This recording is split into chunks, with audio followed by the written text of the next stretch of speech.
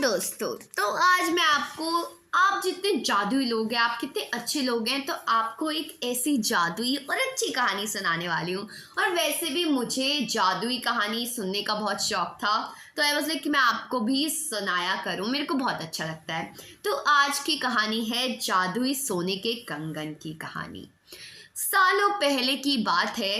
काशी नगर में रामदास नाम का एक मोची रहता था। वह काफी नेक दिल इंसान था, हर किसी की मदद करने के लिए हर दम तैयार। उसके पास कोई भी मदद मांगने के लिए आए तो उसे उदास होकर नहीं लौटना पड़ता था। एक दिन मोची रामदास रोज की तरह अपना मोची का सामान लेकर अपनी दुकान में बैठा हुआ था। उसके पास एक ब्राह्मण आया और अपना जूता सिलने के लिए देता है। जूता सिलते हुए रामदास ने ब्राह्मण से पूछा, अब कहाँ से आए हैं? ब्राह्मण देव ने जवाब दिया, मैं कावेरी तट से यहाँ गंगा माँ के दर्शन करने और नहाने आया हूँ। एकदम से मोची रामदास से पूछा, क्यों, आज कावेरी नदी में पानी खत्म हो गया है क्या? तो ब्राह्मण यह बात सुनकर हैरान हो गया। उसने रामदास से कहा, तुम गंगा तट पर रहते हो और ऐसी बात कर रहे हो? क्या तुम्हें गंगा माँ का महत्व नहीं पता? क्या तुम अब कभी वहां स्नान और दर्शन के लिए नहीं गए? रामदास ने जवाब दिया, ना मुझे महत्व तो पता है और ना मुझे कभी वहां स्नान किया है, मतलब मेरे को महत्व भी नहीं पता और ना मैंने वहां कभी स्नान किया है। रामदास आगे कुछ बोलता कि उससे पहले ही ब्राह्मण देव ने कहना शुरू कर दिया, गंगा तट पर रहकर ना गंगा की शक्ति का पता है और ना कुछ और, तभी तो तुम्हारे भाग फूटे हुए हैं। उसके बाद ब्राह्मण ने रामदास को गंगा माँ की महिमा सुनाई। ब्राह्मण की बातें सुनने के बाद रामदास ने कहा, आपका मन साफ हो तो हर तट का पानी गंगा है। इतना कहने के बाद रामदास ने जल्दी जूता सिला और ब्राह्मण से कहा, आपका जूता ठीक हो गया है। अब गंगा किनारे जाते हुए क्या आप मुझ पर एक एहसान करेंगे? ब्राह्मण देव ने कहा, जरूर, बताओ क्या करना है।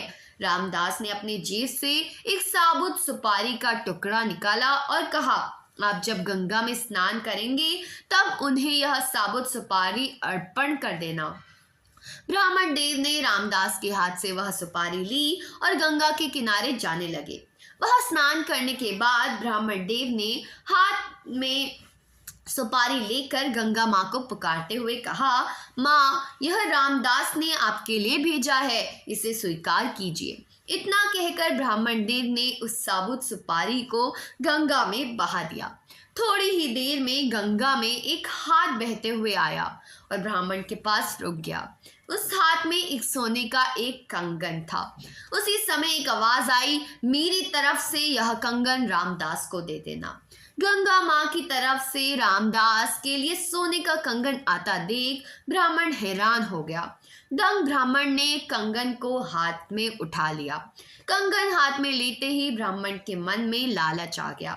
उसने सोचा, मैं यह कंगन रामदास को नहीं दूंगा।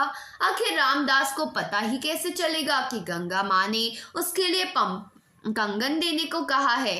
इस सोच में ब्राह्मण आगे बढ़ने लगा। कुछ देर जाते ही उसके मन में हुआ कि अगर मैंने यह कंगन बेचा तो पूछताछ होगी और मुझ पर चोरी का इल्जाम लग सकता है। मैं सीधे यह कंगन राजा को देता हूँ, वो खुश हो जाएंगे और इनाम भी देंगे। इसी सोच के साथ ब्राह्मण सीधे राजमहल पहुंच गया। वहां पहुंचते ही राजा को प्रणाम करके उस ब्राह्मण ने उन्हें कंगन भेंट कर दिया। उस कंगन की चमक से राजा और वहां मौजूद दूसरे लोग दंग रह गए। राजा ने कहा, ब्राह्मण देव, यह कंगन देखकर तो लग रहा है मानो यह स्वर्ग लोक का है। राजा ने यह कंगन अपनी पत्नी को दे दिया। पत्नी ने जैसे ही कंगन पहना वह खुश हो गई। तभी राजा ने ब्राह्मण से कहा, यह एक कंगन है, मुझे इसका दूसरा जोड़ा भी चाहिए।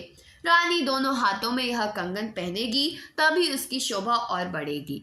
यह सुनते ही ब्राह्मण के पसीने छूट गए। राजा ने तुरंत पूछा, क्या हुआ, आप परेशान क्यों हो रहे हैं? यह कंगन चोरी का तो नहीं है ना? तुरंत ब्राह्मण ने जवाब दिया, नहीं नहीं राजा साहेब, यह चोरी का नहीं है। तब राजा बोले, ठीक है, आप आज शाम तक दूसरा कंगन लाकर मुझे दे दो, तभी मैं मानूंगा कि यह चोरी का नहीं है। जी राजा साहब कहते हुए घबराता हुआ ब्राह्मण राजा के दरबार से निकल गया। राजा ने कुछ सिपाही ब्राह्मण के पीछे लगा दिए ताकि उन्हें कंगन का सच पता चल सके। राजमहल से निकलकर ब्राह्मण सीधा रामदास के पास गया। उसने गंगा माँ द्वारा दिए गए कंगन, उसके मन के लालच और राजा की फरमाइश सबके बारे में रामदास को बता दिया। उसके बाद रामदास से पूछने लगा कि दूसरा कंगन कैसे हासिल होगा।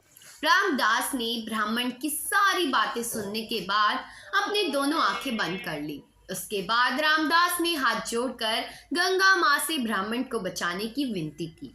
1 मिनट के बाद रामदास ने अपने सामने रखी एक बाल्टी में हाथ डाला और उससे वैसा ही कंगन निकल गया।